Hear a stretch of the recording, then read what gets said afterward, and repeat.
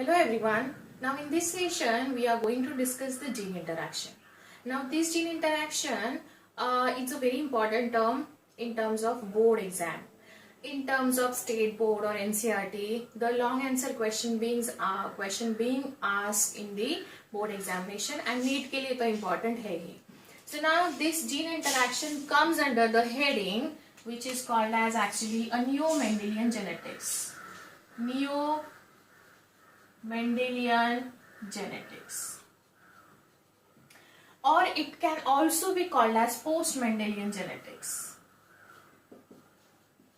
Post-Mendelian genetics, or you can say post-Mendelian discoveries.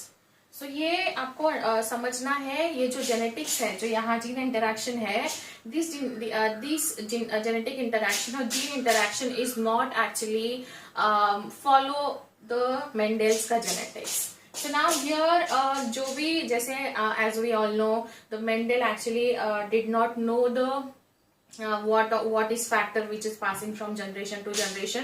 So he actually thought that it was a factor, but then after his death, number of scientists, these three scientists were come in the picture, and they actually rediscovered the Mendelian work, and they find out the factor, the genetic, the Mendel was being called as a factor. It's actually the gene which is responsible for the transmission from the generation to generation, that we already know and that we already discussed.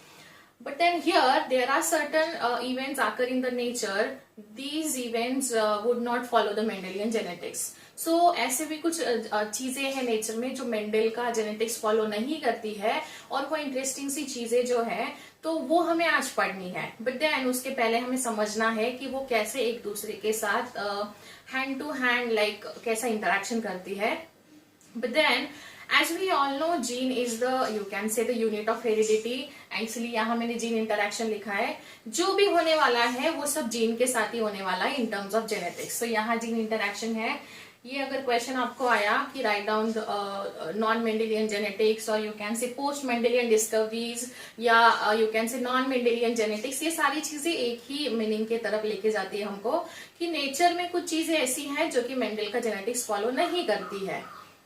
Gene interaction. Now gene interaction can be of two type.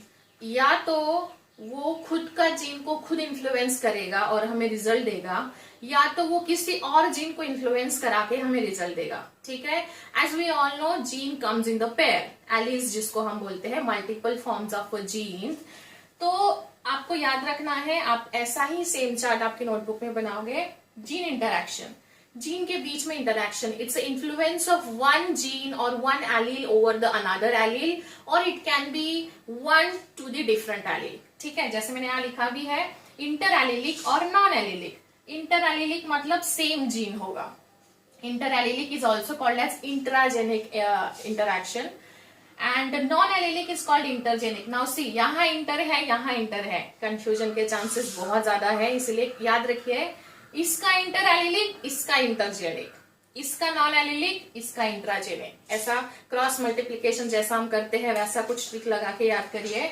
So gene interaction मतलब for example अगर ये ए नाम का gene है, ये इसको influence करेगा, मतलब वो सेम पेयर में जीन को इन्फ्लुएंस कर रहा है. But sometimes it can also be like B, यहाँ बी है तो ये ए है, ये बी को इन्फ्लुएंस कर सकता है. तो it can be the same pair of gene और it can be the different gene का पेयर. तो this is how it is. It has been divided into the two types. पहला टाइप है inter allelic which is intragenic. Inter allelic मतलब influence of one allele over another allele of the same gene. याद रखिए, inter मतलब क्या होता है, within the same gene. Same gene मतलब वो सेम एक कोई फेनोमेना या प्रोसेस फॉलो करता है और सेम जीन को ही इन्फ्लुएंस करता है. बट यहाँ ऐसा नहीं है. It occurs between the alleles of different gene. Different gene के, जैसे मैंने यहाँ बताया आपको, सेम भी हो सकता है, डिफरेंट भी हो सकता है, ऑन द सेम और डिफरेंट क्रोमोसोम. सेम क्रोमोसोम हो सकता है या क्रोमोसोम डिफरेंट हो सकता है, but it can be the either of it. So यहाँ डिफरेंट जीन, ठीक है, डिफरेंट जीन, और यहाँ सेम जीन. कंफ्यूजन हो सकता है, बट जब हम इसके एग्जाम्पल्स पढ़ेंगे तब आपका क्लियर हो जाएगा. Like for this inter allelic we have to understand same gene का इंटरैक्शन हमको आपके बुक में भी दिया है. We have to understand incomplete process or incomplete, you can say, dominance. Incomplete dominance पढ़ना है. Like we have already seen, like tall and dwarf अगर हम क्रॉस करते हैं तो we are getting in F1 generation that is all hybrid, tall मिलेगा. But यहाँ ऐसा नहीं है, incomplete होगा. दोनों में से एक भी पेयर कंप्लीटली उनका डोमिनेंस शो नहीं कर पाएगा, तो that is given as a incomplete dominance, जो कि बहुत अच्छा एग्जाम्पल है. हम जब इनकम्प्लीट सेपरेट पढ़ेंगे तब पढ़ेंगे.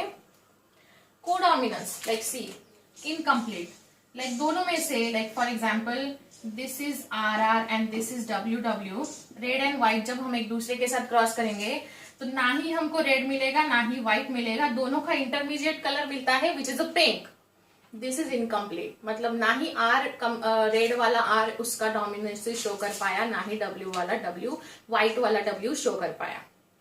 कोडोमिनेंस को मतलब they have like cooperate with each other. उन्होंने दोनों का थोड़ा थोड़ा पार्ट एड ऑन करके F1 में हमको प्रेजेंट किया.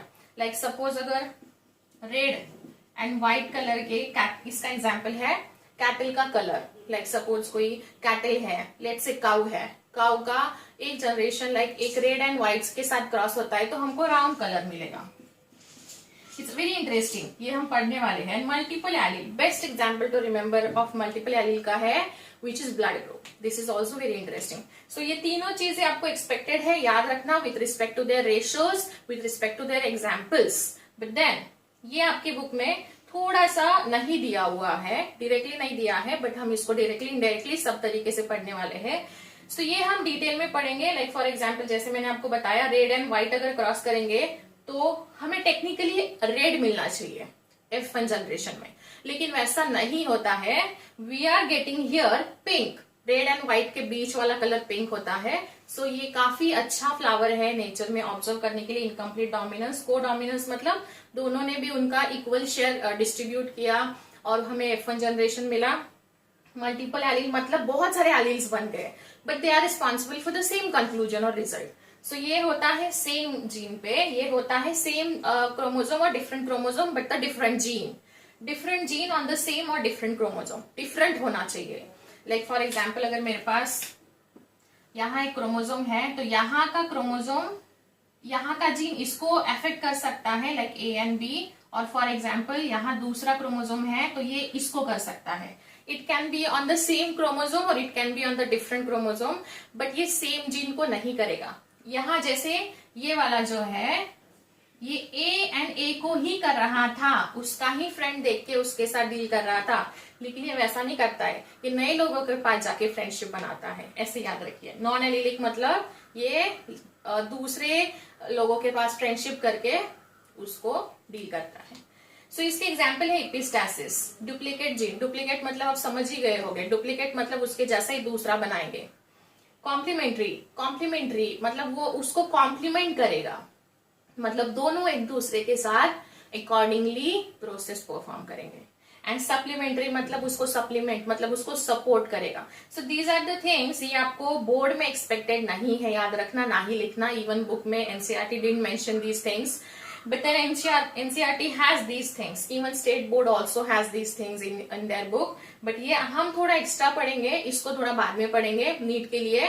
अभी जो बुक में है उसके अकॉर्डिंग हम डील करेंगे. तो yes, this is how it is. Neo Mendelian genetics और post Mendelian genetics, it's a very important term.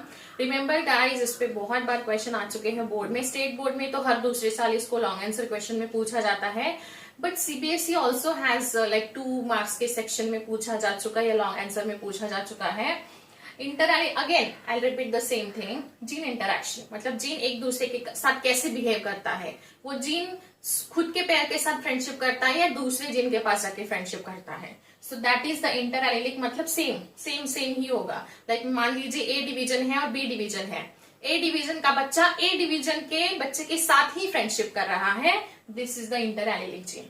और ये नॉन एलिलिक में A डिवीजन का स्टूडेंट B डिवीजन के स्टूडेंट में जाके फ्रेंडशिप कर रहा है, और A डिवीजन में ही कर रहा है, लेकिन मान लीजिए A डिवीजन में PCM भी है, तो क्या हो जाएगा, मैथ्स का स्टूडेंट बायो के स्टूडेंट के साथ फ्रेंडशिप कर रहा है. बस सेम तो नहीं है ना, मैथ्स के साथ तो नहीं कर रहा है, वो बायो के साथ कर रहा है, तो वो भी डिफरेंट बाइफर्केशन हो सकता है. समझ में आपको.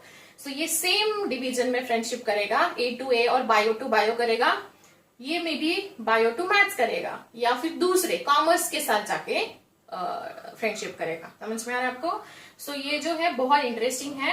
Now in next session will deal first in complete codominance and multiple alleles with respect to state board and NCERT board. समझ में आपको? इसके अलग अलग नाम याद रखिए। Gene interaction, gene is the only consideration point in terms of genetics, and gene के साथ ही हमको डील करना है, हम जेनेटिक्स ही पढ़ रहे हैं। और ये सारा चीज है आफ्टर मेंडल वर्क्स डिस्कवरी, उनका वर्क रीडिस्कवर करके कुछ एक्सेप्शनल केसेस सामने आई है, and this is represented as a post Mendelian genetics. Clear है? चलो, see you in next session with incomplete dominance. Okay, चलो बाय बाय, थैंक यू।